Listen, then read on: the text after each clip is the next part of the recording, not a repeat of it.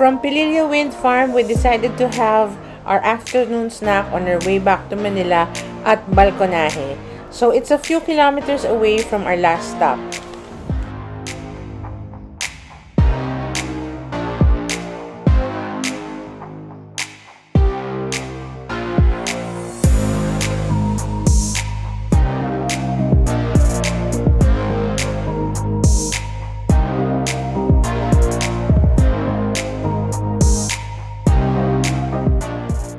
So we parked our car alongside the road. This is Balconaje with rustic white paint, mismatched chairs, floor-to-ceiling glass walls, cozy ambience. So we were fortunate enough, wala masyadong tao sa Balconaje when we visited. And so we had this closed-off room where you can see my daughter, si Erica. As usual, nag-text ulit.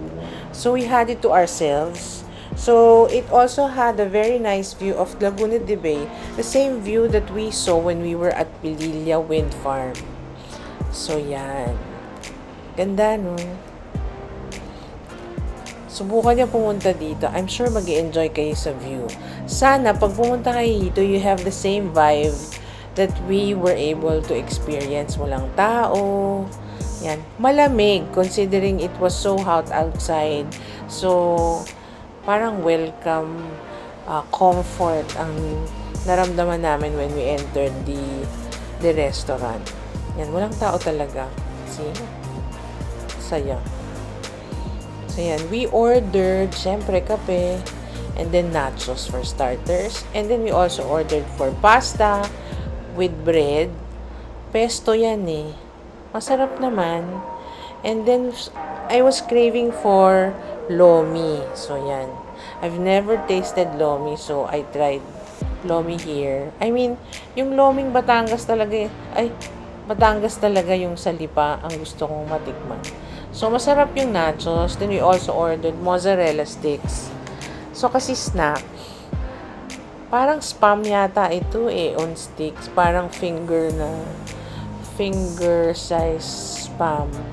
So, that's the view. You can still see yung mga windmills from the Pililla Wind Farm from where we are. So, siguro mga ilang kilometers lang ito away from Pililla. Siyempre, with no sense of direction and being a passenger princess, hindi ko naintindihan kung saan ito. I-google nyo na lang kung saan. Or, I'll try to put the address in the description of this vlog. So, yan. Happy lang. Nice na vibe. Malamig when you go out. It's windy. Tapos yan yung Laguna de Bay. See, ang ganda. So actually, we took home what was left of the food.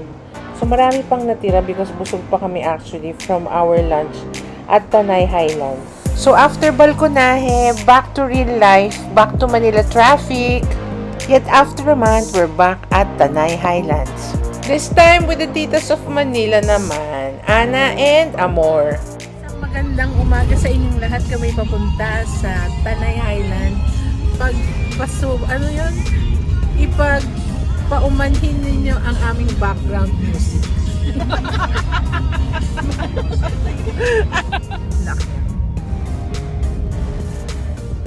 Hello everyone! We're on our way to Tanay Highlands.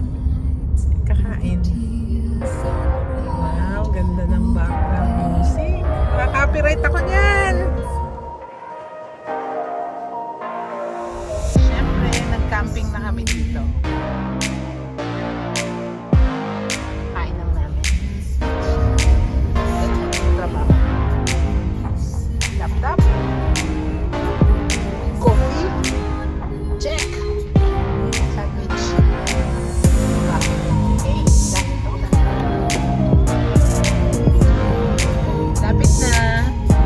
Malapit na kami maabo sa kaintan. Pupunta lang talaga kami sa IKEA. Kaso nag-desisyon silang mag-lunch sa Tanay Highlands. Kaya pagpasensyahan nyo na, sasama namin kayo. Say hi to my vlog.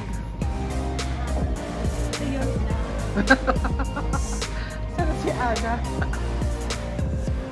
Oh, di ba? Overlooking.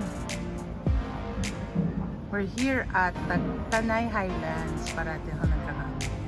Tagaytay Highlands. Tanay Highlands. Sa mainit na lugar. Tell your plan.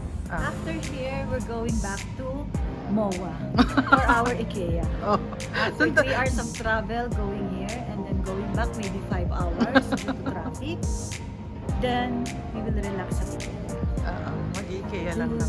Doing our shopping again, spending money all over, Ang daming pera. overlooking. So sa IKEA talaga, di ba? Tapos gusto lang natin mag-lunch dito. Kaya, pinuntahan pa natin ang sinadya. O ito, welcome to my vlog. Sa pang guest of honor. Turista. Turista. Uy, oh, mag-order ka na, oh. Ang order ko ay gambas. My favorite food. Cinematic siguro yung ibig mo sabihin. Yeah.